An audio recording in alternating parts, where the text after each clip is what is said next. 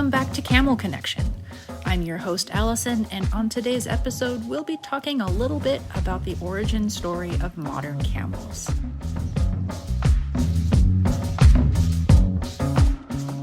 When you envision a camel, where do you picture it standing? Probably a faraway place like Mongolia, India, Arabia, or trekking through the Sahara Desert. Most of us have probably only ever come close to them in zoos. Camels are big mammals with a unique set of adaptations like multiple stomachs and their characteristic humps, where they store an energy reserve of fatty tissue that enables them to go up to 10 days without drinking water. Their red blood cells are oval-shaped and flow smoothly even when dehydrated. Camels have 2 toes on each foot and soft pads underfoot that provide stability on soft surfaces. They have a wobbly parallel gait, running or walking with both the front and back leg on the same side at the same time, instead of moving front and back legs on opposite sides like most other 4-legged animals. This enables them to run up to 40 miles an hour without tangling up their long legs. The modern camels of today are the dromedaries of Africa and the Middle East with 1 hump like a capital D, and the Bactrians of Mongolia and China with 2 humps like a capital B. Llamas and alpacas of South America kind of look like camels. Is this convergent evolution, or do they all somehow share a common ancestor?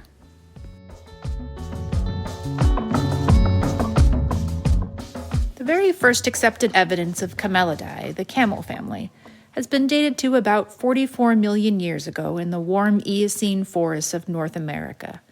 Protylopus was tiny by camel standards at about 2.5 feet long with no hump, 4 toes on each foot, and small leaf-eating teeth.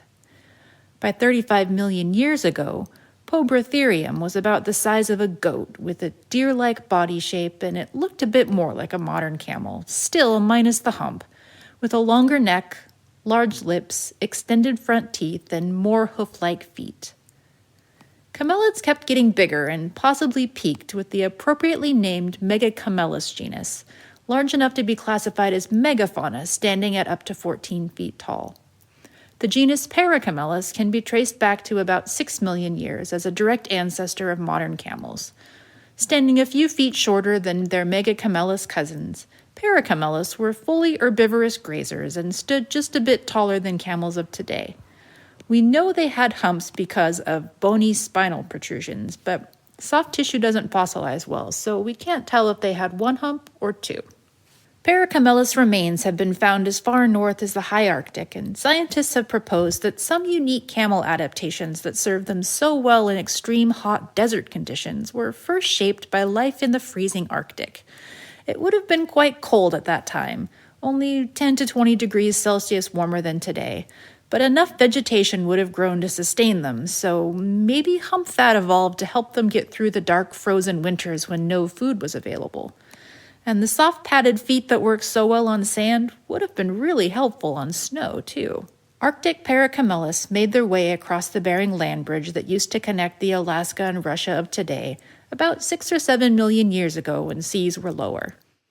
Once they crossed onto the new continent, they covered ground quickly, and fossils of Paracamelus have been found as far as northern Africa, dated 5.5 million years ago. The modern dromedary, with the 1 hump, emerged about 1 million years ago, and evidence of human domestication and their selective breeding goes back about 5,000 years. Paracamelus that remained in Central Asia became the 2-humped Bactrian that was domesticated about 4,500 years ago. 1 wild Bactrian species still exists in the Gobi Desert, but is critically endangered due to habitat loss and interbreeding with the domestic camels. Going back to North America, the camelid genus Hemiocenia was living in the western United States about 10 million years ago. They looked a lot like a modern llama, but slightly taller. And when North and South America connected about 2 to 3 million years ago, Hemiocenia traveled south and was very successful in South America, becoming the llamas, alpacas, guanacos, and vicuñas we know today. The final remaining camelid after the last ice age in North America was Camelops, a 10-foot-tall genus thought to look a lot like modern camels, even though it wasn't actually their direct ancestor. The earliest Camelops fossil was dated to 5 million years ago, but evidence suddenly disappears after about 10,000 years ago. Was this one of the earliest human-caused extinctions, or did something else happen? As the Pleistocene Ice Age ended and marked the end of many large and famous species like woolly mammoths and saber-toothed cats, so too went the American Camelops. There is still a healthy debate as to why they disappeared. Could climate change have been enough of a challenge for survival, or maybe humans?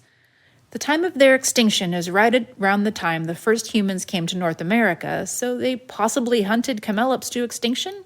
It's plausible. Camelops bones have been found at human settlement sites, but no conclusive evidence points to hunting, and maybe they've only found the bones lying around and repurposed them as tools, building material, or ornamentation. Around 100 camelid species are known, and paleontologists continue to find more. In the 19th and 20th centuries, horse fossils were much more highly praised by the fossil collecting community than camel fossils, probably for cultural reasons. Some camel fossils were mistakenly or even purposely mislabeled as horse fossils or were filed away unclassified. Camels and horses have a few major characteristics in common and share a similar ecological niche, but much of this may be convergent evolution. New DNA techniques using tiny fragments of mitochondrial DNA are helping to map out the ancestry of ancient camels on a level beyond interpreting basic fossil morphology. Taxonomically, horses and modern camels do share a common ancestor, but camels and whales actually have a more recent common ancestor than camels and horses do.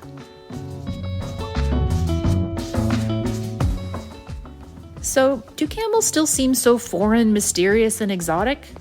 Such an iconic species that we associate with faraway places actually got its start here in North America. Herds of ancient camels are almost certain to have walked through the Kittitas Valley, but no fossils have been found. Yet. Thank you for listening to the podcast. Please feel free to ask questions or share any feedback. This podcast was written, edited, and produced by Allison Alwyn for Paleobiology class winter 2026 at Central Washington University.